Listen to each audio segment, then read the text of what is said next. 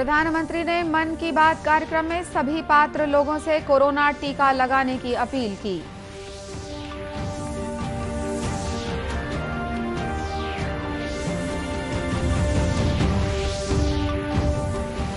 देश में 6 करोड़ से अधिक लोगों को लगा कोरोना का टीका। छत्तीसगढ़ में कल 3,162 नए कोरोना मरीज मिले।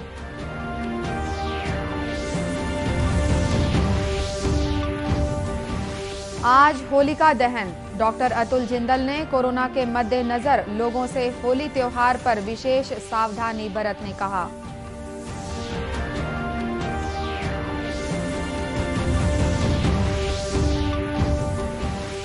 और राजनांदगांव जिले में स्व सहायता समूह की महिलाएं पलाश के फूलों से बना रही हैं हर्बल गुलाल।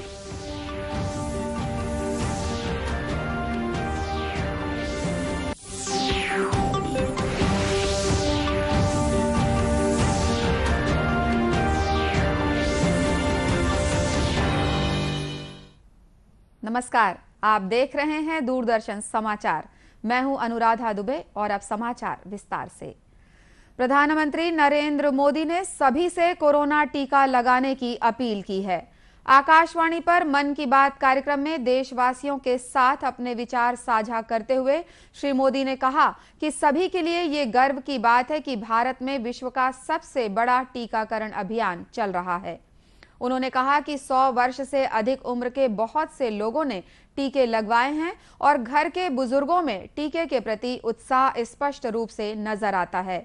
प्रधानमंत्री ने कहा कि सभी को कोरोना से लड़ने का मंत्र याद रखना चाहिए कि दवाई भी कड़ाई भी। देश ने पहली बार जनता कर्फ्यू शब्द सुना था, लेकिन इस महान देश की महान प्रजा की महाशक्ति का अनुभव देखिए। जनता कर्फ्यू पूरे विश्व के लिए एक अचरज बन गया था। अनुशासन का ये अभूतपूर्व उदाहरण था।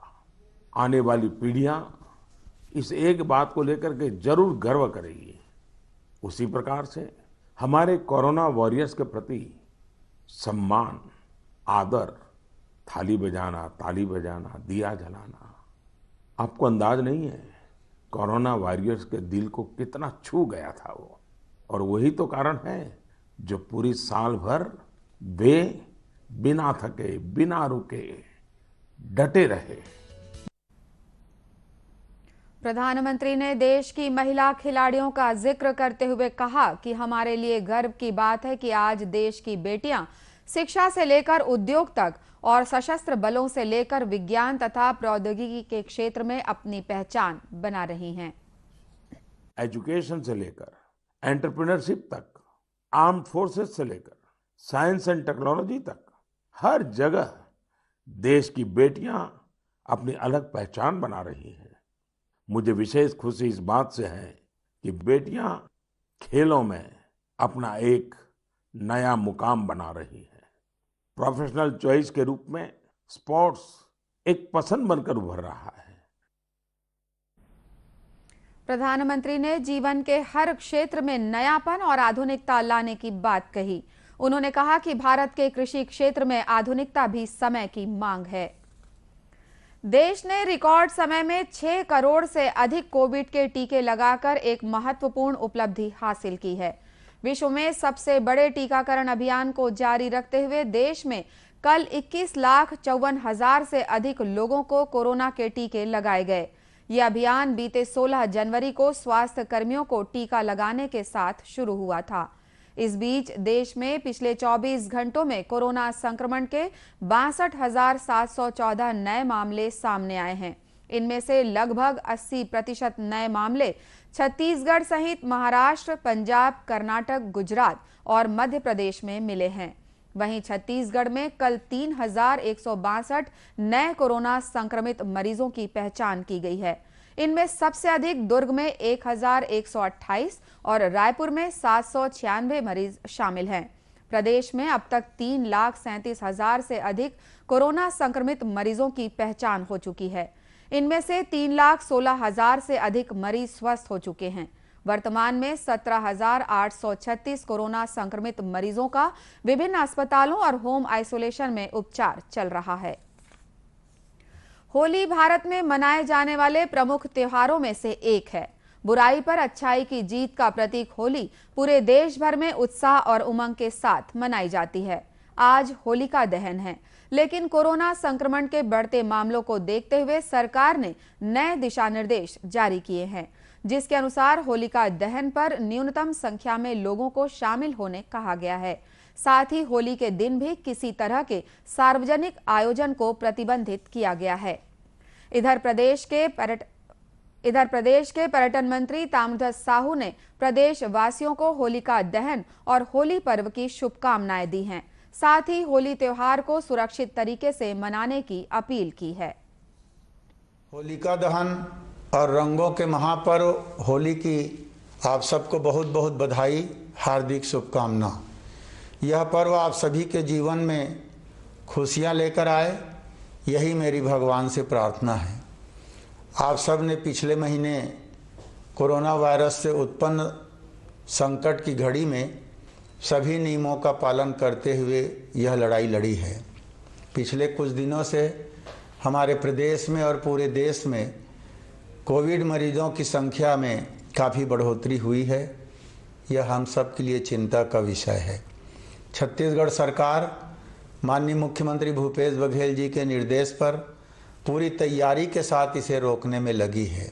ऐसे में इस साल होली के सभी कार्यक्रम मैंने रद्द कर दिए हैं और होली अपने घर में ही मनाने का मैंने निर्णय लिया है। आप सभी से भी आग्रह करता हूं कि आप कोरोना के सभी गाइडलाइन का, नियमों का पालन करते हुए अपने घर में होली मनाएं, सुरक्षित रहें, यही आप सबसे निवेदन है। गृह मंत्री ने लोगों को होली पर्व के दौरान पुलिस प्रशासन का सहयोग करने और कोरोना संबंधी दिशा निर्देशों का पालन करने का भी आग्रह किया। इधर दुर्ग जिले के शहरी और ग्रामीण क्षेत्रों में सामाजिक संस्थाएं पर्यावरण के प्रति जागरूकता जगाने के लिए इस बार गोबर के कंडे से होलिका दहन करने की अपील कर रहे हैं।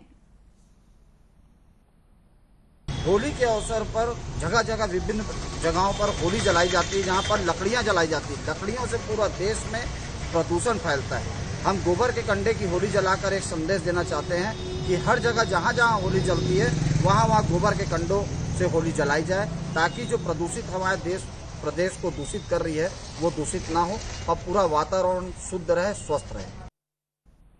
गौरतलब है कि सामाजिक संस्थाओं की पहल से हरे भरे पेड़ों की कटाई पर अंकुश लगेगा, साथ ही पर्यावरण संतुलन भी बना रहेगा। होली का त्योहार यानी रंगों की मस्ती में डूबने का अवसर। वैसे तो होली पर उत्साह और उमंग की कोई सीमा नहीं होती, लेकिन स्वास्थ्य और शरीर से जुड़ी कुछ सावधानियां रखना जरूरी होता है। खासकर आंखों की सुरक्षा सबसे जरूरी है। राजधानी रायपुर के नेत्र रोग विशेषज्ञ डॉक्टर दिनेश मिश्रा ने दूरदर्शन समाचार से बातचीत में कहा कि लोगों को रासायनिक रंगों से होली खेलने से बचना चाहिए। अंदर में सूखा रंग ना जाए, गुलाल ना जाए, इस बात का ध्यान रखने की आवश्यकता है।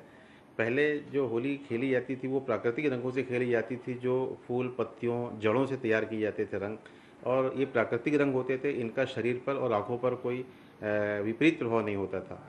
यदि किसी व्यक्ति की आंखों में रंग चला जाता है या गुलाल चला जाता है तो उसमें आवश्यक है कि वह उसको रगड़े नहीं, आँख को सादे पानी से आंखों को धोया जाए और उसको निकालने की कोशिश करें। यदि नहीं बनता है तो वे अपने नज़दीक के जो चिकित्सक हैं उनसे संपर्क करें। डॉक्टर मिश्रा ने होली पर लोगों से प्राकृतिक रंगों का प्रयोग करने की अपील की है। खबरों का सिलसिला आगे भी जारी रहेगा। फिलहाल वक्त है एक छोटे से ब्रेक का।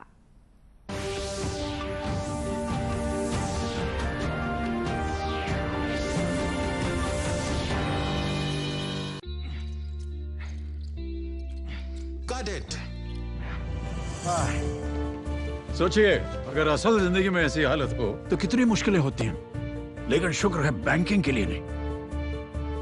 अगर आपकी उम्र 70 साल से अधिक हो या आप दिव्यांग हो तो बैंक आपको कुछ जरूरी बैंकिंग सुविधाएं घर बैठे बैठे दे सकता है। आरबीआई कहता है, जानकार बनिए, सतर्क रहिए।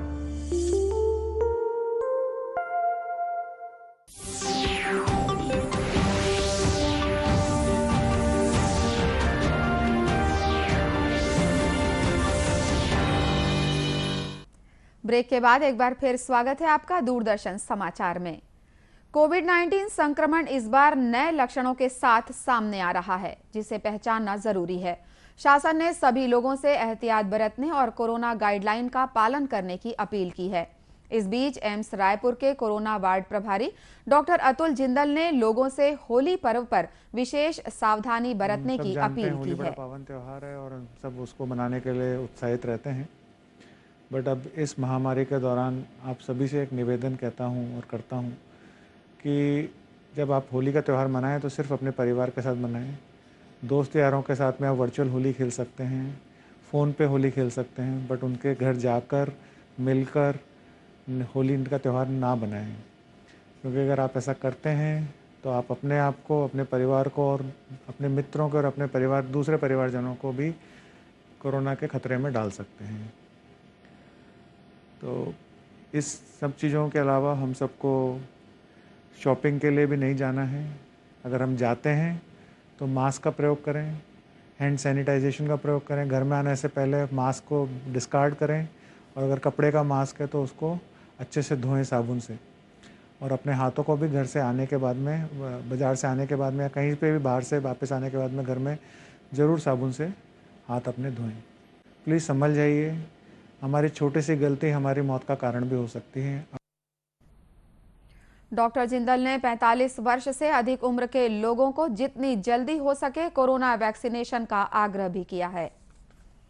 राजनांदगांव जिले की मां बमलेश्वरी स्व सहायता समूह पद्मश्री फूलबासन के नेतृत्व में टेसू के फूलों से हर्बल गुलाल बना रही हैं।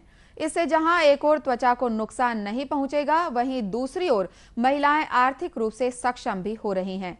समूह की कोषाध्यक्ष इंदु साहू ने बताया कि बाजार में मिलने वाले रासायनिक रंगों के उपयोग से त्वचा को खतरा रहता है, जबकि पलाश के फूलों से बने रंग बेहद सुरक्षित हैं। केमिकल युक्त आत है तो त्वचा ओकर से नुकसान भी है और बहुत अकन साइड इफेक्ट होकर से होत है। तेकर कारण महिला मन सब वो बना के ओकर उपयोग करके ओला सब प्रचार प्रसार करे के उमे है, और ओला महिला मन रोजगार के रूप में भी ओला रंग ला बेच के ओकर मन के आर्थिक स्थिति भी। वहीं समूह के कार्यक्रम समन्वयक शिव देवांगन ने बताया कि महिलाओं को हर्बल गुलाल बनाने के लिए प्रशिक्षण दिया गया है और उसका हम लोगों ने प्रॉपर ट्रेनिंग भी दिया है। महिलाएं ट्रेनिंग भी ले रही हैं और लेके अपने गांव में रंग गुलाल बनाकर खेल रहे हैं। खेलने की तैयारी है और पूरे गांव में प्रचार प्रसार बहुत अच्छे ढंग से किया गया है। गौरतलब है कि राजनांदगांव जिले के पश्चिमी और दक्षिणी वनांचल क्षेत्रों में बहुतायत में पलाश के पेड़ हैं। पावन सलीला मां नर्मदे को नाव के जरिए पार कर दांडी यात्रा दल ने अंकलेश्वर में रात गुजारी और सुबह जसोद से होकर शाम को मंगरोल की यात्रा की। जसोद में केरल के राज्यपाल आरिफ मोहम्मद खान भी दांडी यात्रा में शामिल हुए और पदयात्रियों को महात्मा गांधी का जीवन संदेश दिया। 27 मार्च की सुबह महात्मा गांधी के बताए मार्ग पर अलंकेश्वर से पदयात्री जसोद के लिए निकले। काफी संख्या में छोटे छोटे बच्चे गांधी जी के भेष में साथ चले। जगह जगह भव्य स्वागत हुआ। यात्रा में संख्या और भी बढ़ती चली गई जब केरल के राज्यपाल आरिफ मोहम्मद खान पद यात्रा में शामिल हो गए। जगह जगह बच्चे गांधी जी का रूप धारण कर पद यात्रियों के स्वागत में तैयार खड़े थे। जसोद पहुंचकर महामहिम ने कहा कि महात्मा गांधी ने दांडी यात्रा के जरिए देश में जो वातावरण तैयार किया था उसने पूरे ब्रिटिश साम्राज्य को हिला दिया। मेरी समझ से गांधी जी ने वो तरीके अपनाए जिसका आध्यात्मिक पहलू था और जिसमें नैतिक शक्ति, नैतिक बल, योगिक बल पैदा होता था, और दांडी यात्रा उसकी बेहतरीन मिसाल है। महामहिम ने कहा कि वर्षों से गुलामी झेले भारतीय समुदाय का आत्मबल और नैतिक बल टूट चुका था। ऐसी परिस्थिति में महात्मा गांधी ने देशवासियों के भीतर आध्यात्मिक चेतना पैदा की। राई जोरे खुदी से पर्वत, आत्मविश्वास और आत्मबल जो है वो राई को, सरसों के दाने को पर्वत की ताकत दे देता है।